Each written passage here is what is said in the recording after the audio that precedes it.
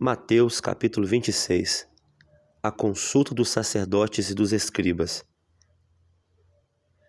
E aconteceu que, quando Jesus concluiu todos esses discursos, disse aos seus discípulos: Bem sabeis que daqui a 2 dias é a Páscoa, e o Filho do Homem será entregue para ser crucificado. Depois, os príncipes, os sacerdotes, os escribas e os anciãos do povo reuniram-se na sala do sumo sacerdote, o qual se chamava Caifás, e consultaram-se mutuamente para prenderem Jesus com dolo e o matarem. Mas diziam: não durante a festa, para que não haja alvoroço entre o povo. O jantar em Betânia. Estando Jesus em Betânia, em casa de Simão o leproso, aproximou-se dele uma mulher com um vaso de alabastro, com unguento de grande valor, e derramou-lhe sobre a cabeça quando ele estava sentado à mesa. E os seus discípulos, vendo isso, indignaram-se, dizendo: por que esse desperdício? Pois este unguento podia vender-se por grande preço e dar-se o dinheiro aos pobres. Jesus, porém, conhecendo isso, disse-lhes: por que afligis esta mulher? Pois praticou uma boa ação para comigo. Porquanto sempre tendes convosco os pobres, mas a mim não me haveis de ter sempre. Ora, derramando ela este unguento sobre o meu corpo, fê-lo preparando-me para o meu sepultamento. Em verdade vos digo que, onde quer que este evangelho for pregado, em todo o mundo também será referido o que ela fez para a memória sua. O preço da traição. Então um dos 12, chamado Judas Iscariotes, foi ter com os príncipes dos sacerdotes e disse: que me quereis dar, e eu vou-lhe entregarei. E eles lhe pesaram 30 moedas de prata, e desde então buscava oportunidade para o entregar.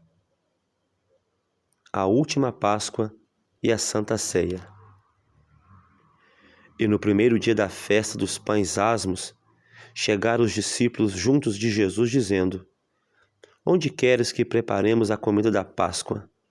E ele disse: ide à cidade a um certo homem e dizei-lhe: o mestre diz, o meu tempo está próximo, em tua casa celebrarei a Páscoa com os meus discípulos. E os discípulos fizeram como Jesus lhe ordenara e prepararam a Páscoa. E chegada a tarde, assentou-se à mesa com os 12. E enquanto eles comiam, disse: em verdade vos digo que um de vós me há de trair.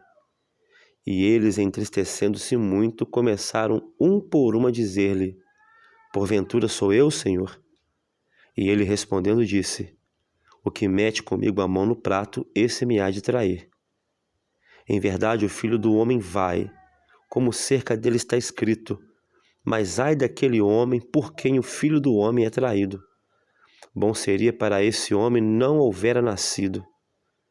E respondendo Judas, o que o traía, disse: porventura sou eu, Rabi? E ele disse: tu o disseste.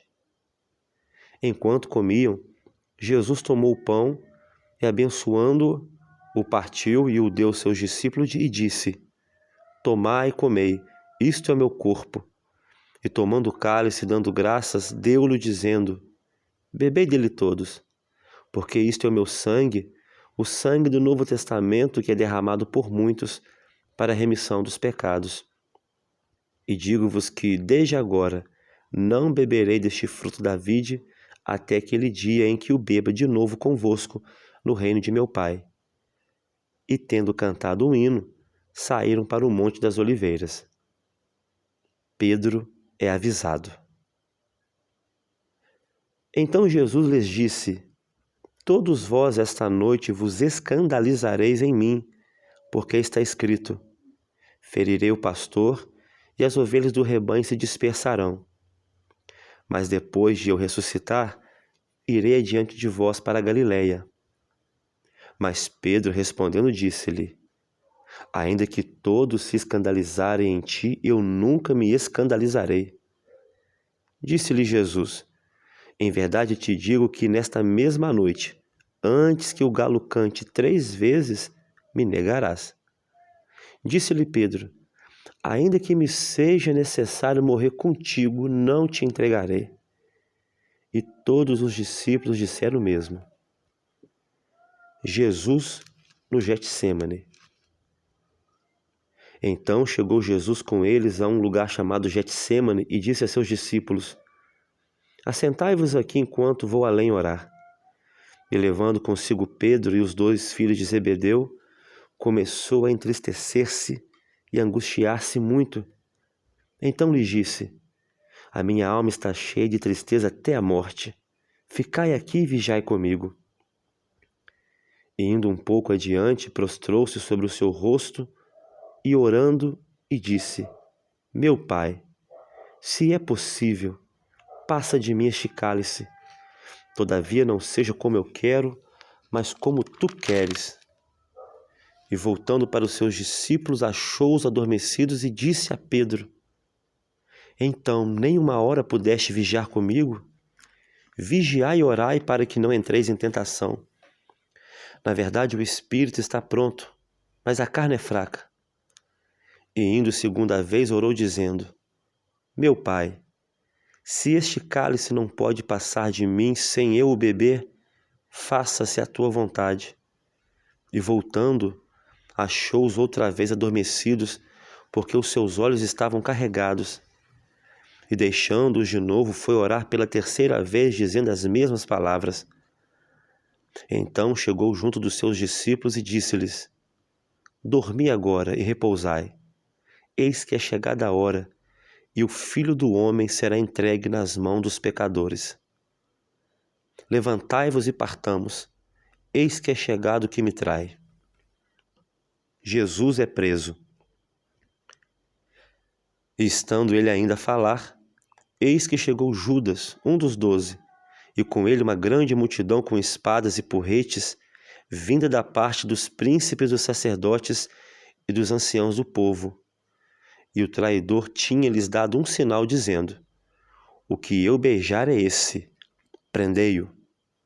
E logo, aproximando-se de Jesus, disse: eu te saúdo, Rabi, e beijou-o. Jesus, porém, lhe disse: amigo, a que vieste? Então, aproximando-se eles, lançaram mão de Jesus e o prenderam. E eis que um dos que estavam com Jesus, estendendo a mão, puxou da espada e, ferindo o servo do sumo sacerdote, cortou-lhe uma orelha. Então Jesus disse-lhe: mete no seu lugar a sua espada, porque todos que lançarem mão da espada, a espada morrerão. Ou pensas tu que eu não poderia agora orar a meu Pai, e que ele não me daria mais de 12 legiões de anjos? Como, pois, se cumpririam as Escrituras que dizem que assim convém que aconteça? Então disse Jesus à multidão: saístes como para um salteador com espadas e porretes para prender? Todos os dias me assentava junto de vós, ensinando no templo, e não me prendestes? Mas tudo isso aconteceu para que se cumpra as Escrituras dos profetas. Então todos os discípulos, deixando, fugiram. Jesus perante o Sinédrio. E os que prenderam Jesus os conduziram à casa do sumo sacerdote Caifás, onde os escribas e os anciãos estavam reunidos. E Pedro seguiu de longe até o pátio do sumo sacerdote, e entrando, assentou-se entre os criados para ver o fim. Ora, os príncipes dos sacerdotes e os anciãos e todo o conselho buscavam falso testemunho contra Jesus para poder dar-lhe a morte, e não achavam, apesar de se apresentarem muitas falsas testemunhas. Mas por fim chegaram 2 e disseram: este disse: eu posso derribar o templo de Deus e reedificá-lo em 3 dias. E levantando-se o sumo sacerdote, disse-lhe: não respondes coisa alguma aos que estes depõem contra ti? E Jesus, porém, guardava silêncio. E insistindo o sumo sacerdote, disse-lhe: conjuro-te pelo Deus vivo que nos diga se tu és o Cristo, Filho de Deus. Disse-lhe Jesus: Tu o disseste. Digo-vos, porém, que vereis em breve o Filho do Homem assentado à direita do Todo-Poderoso e vindo sobre as nuvens do céu. Então o sumo sacerdote rasgou as suas vestes, dizendo: Blasfemou! Para que precisamos ainda de testemunhas? Eis que bem ouvistes agora a sua blasfêmia. Que vos parece? E eles respondendo disseram: É réu de morte. Então cuspiram-lhe no rosto e lhe davam murros, e outros o esbofeteavam, dizendo: Profetiza-nos, Cristo, quem é o que te bateu? Pedro nega Jesus. Ora, Pedro estava sentado fora no pátio, e aproximando-se dele uma criada disse: Tu também estava com Jesus o Galileu. Mas ele negou diante de todos, dizendo: Não sei o que dizes. E saindo para o vestíbulo, outra criada o viu e disse aos que ali estavam: Este também estava com Jesus o Nazareno. E ele negou outra vez com juramento: Não conheço tal homem. E logo depois, aproximando-se os que ali estavam, disseram a Pedro: Verdadeiramente também tu és deles, pois a tua fala te denuncia. Então começou ele a praguejar e a jurar, dizendo: Eu não conheço esse homem. E imediatamente o galo cantou. E lembrou-se Pedro das palavras de Jesus que lhe dissera: Antes que o galo cante, 3 vezes me negarás. E saindo dali, chorou amargamente.